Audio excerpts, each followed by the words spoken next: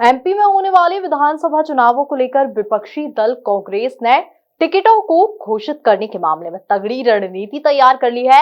MP news के साथ exclusive बातचीत में पूर्व मंत्री सज्जन सिंह वर्मा ने बड़ा दावा किया है और जुलाई के अंत तक करीब 100 टिकटों के ऐलान की बात कही है। देखिए MP news editor doctor Mahendra Singh के साथ सज्जन सिंह वर्मा की ये बेबाक बात।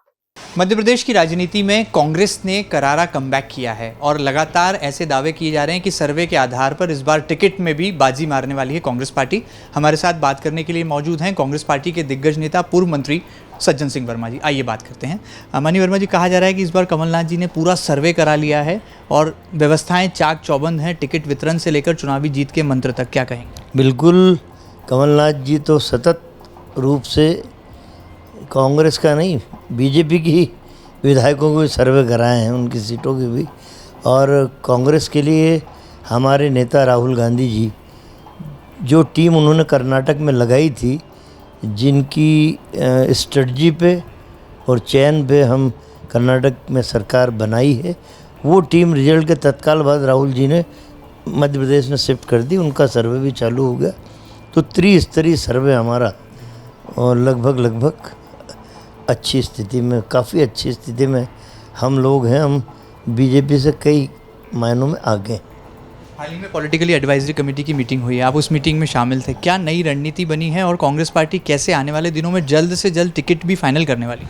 देखिए, असल में एक रोड मैप 1-2 दिन में हमारा तैयार हो जाएगा कि हमारे शीर्ष नेतृत्व प्रियंका जी, राहुल जी, मल्लिकार्जुन खड़गे जी, इन लोगों की सभा राजनीतिक, सामाजिक और भौगोलिक परिस्थितियां को मद्देनज़र रखते हुए कहां कहां उनकी सभा कराई जाना है। 22 तारीख को ग्वालियर में प्रियंका जी की सभा हमारी निर्धारित हो गई है। उसके साथ ही ये भी बात उभर के आई हमारी राजनीतिक कमेटी की इस बैठक में कि जो 66 सीटें माननीय दिग्विजय सिंह जी को दी गई थी, जिन पे वो दौरा करके आए हैं, एक विस्तृत रिपोर्ट बना के उन्होंने कमलनाथ जी को 8-10 दिन पहले सौंप दी है। उसका अध्ययन भी हो गया है। तो मैं समझता हूँ कि अगस्त के पहले पखवाड़े में उन 66 सीटों के उम्मीदवारों का चयन लगभग हमारा हो रहा है, तो वो घोषित की जा सकती हैं। उसके साथ ही वो सीटें जहाँ माननीय कमलनाथ जी खुद सभाएं ले रहे हैं, मंडलम सेक्टर की बैठक उन्होंने ली है, वो कुल मिला के 66 और बची मतलब कुल 135 सीट 2 स्पेल में कांग्रेस उम्मीदवारों की सूची जारी कर सकती है। काफ़ी तैयारी है। बड़ी खबर है, बड़ा अपडेट आपने दिया है। एक सवाल यहाँ पर यह भी है कि ग्वालियर, जिसे कि महाराज यानी कि ज्योतिराज सिंधिया गढ़ कहा जाता है, पहले जबलपुर में प्रियंका गांधी का आगाज़ और अब दूसरी सभा जो है सीधे ग्वालियर में। क्या इस बार टारगेट ज्योतिराज सिंधिया भी होंगे कांग्रेस पार्टी की तरफ से? देखिए, मेरी बात सुन लीजिए। हमने जबलपुर, जो मध्य प्रदेश की संस्कार धानी है, जहाँ नर्मदा जी कल के बहती हैं, वहाँ नर्मदा जी का पूजन करा के हमने चुनावी समर का आगाज़ किया, शंखनाद किया। चंबल का वो क्षेत्र ग्वालियर, जहाँ रानी झांसी के शौर्य की गाथाएं वहाँ की हवाओं में आज भी गूंजती हैं, और किस तरह रानी झांसी के साथ गद्दारी वहाँ के राजाओं ने की, वो बातें भी उस सजाओं में गूंजती हैं। तो वहाँ वो क्षेत्र सिंधिया, एक अलग बात है कि वहाँ राजनीति करते हैं। लोकसभा का चुनाव पिछला वहाँ हारे हैं, तो कोई बड़ी चुनौती सिंधिया के नाम से नहीं है। हमारी स्थिति बेहद मजबूत है।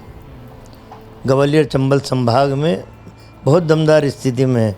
तो वहाँ के कार्यकर्ताओं को बिल्कुल हम ये कहें कि उनकी हौसला अफजाई बोलने, उनमें एक ऊर्जा भरने के लिए वहाँ, अब इसके बाद हो सकता है रीवा में या उज्जैन में मल्लिकार्जुन खड़गे साहब जाएं, रीवा तरफ राहुल गांधी जाएं। तो टारगेट सिंधिया नहीं है, हमारा टारगेट है बीजेपी और उसकी गलत नीतियाँ। हाल ही में आप दतिया से लौटे हैं, आपने माई का आशीर्वाद भी ले लिया है और सियासी तौर पर एक जीत के लिए शंखनाद भी कर दिया है, सोनकच्छ की जनता ऐसा कह रही है। प्रदेश के लिए आपका क्या आकलन है, क्या दावे और क्या इरादे इस बार लेकर कांग्रेस पार्टी आएगी, और क्या जीत का जादुई आंकड़ा कांग्रेस पार्टी छू रही है अभी सर्वे में?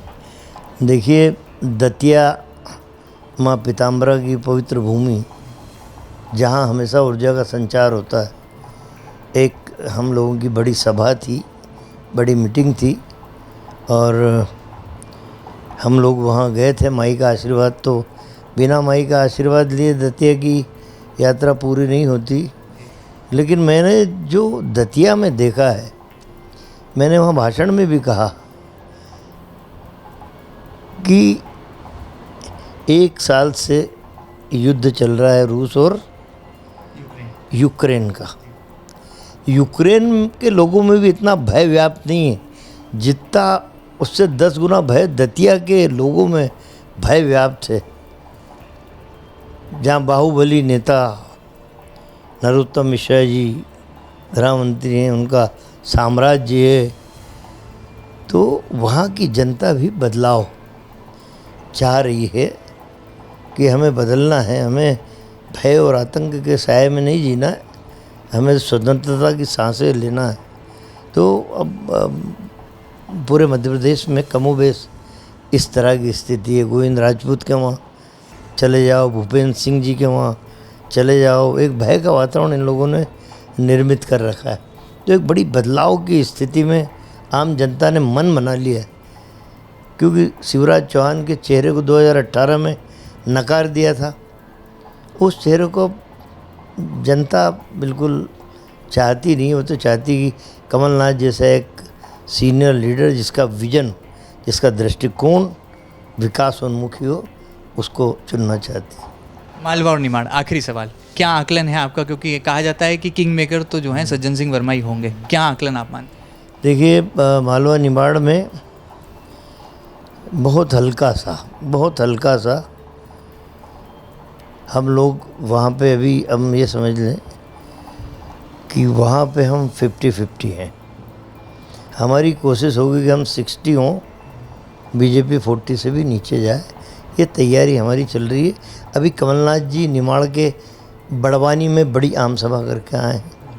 एक बड़ा दौरा खंडवा बरहानपुर में हमारे वरिष्ठ लीडरशिप का बन रहा है। हो सकता है राहुल जी जाएं या मल्लिकार्जुन खड़गे साहब जाएं। तो ये, और उज्जैन में भी हम शायद राहुल जी की सभा होगी। हमने जो रोड में बन रहा है 1-2 दिन में, तो उसमें ये बातें आ जाएंगी। तो मालवा निमाड़ में हम चुनाव आते आते 60 पे हो जाएंगे, 40 पे हो जाएंगे। हमसे बातचीत के लिए बहुत बहुत धन्यवाद। तो आपसे कांग्रेस पार्टी के फायर ब्रांड नेता सज्जन सिंह वर्मा, जो कि दावा कर रहे हैं कि मिशन 2023 तो इस बार कांग्रेस के नाम ही रहने वाला है। फिलहाल वीडियो जर्नलिस्ट राकेश राठौर के साथ महेंद्र सिंह, MP न्यूज़ भोपाल।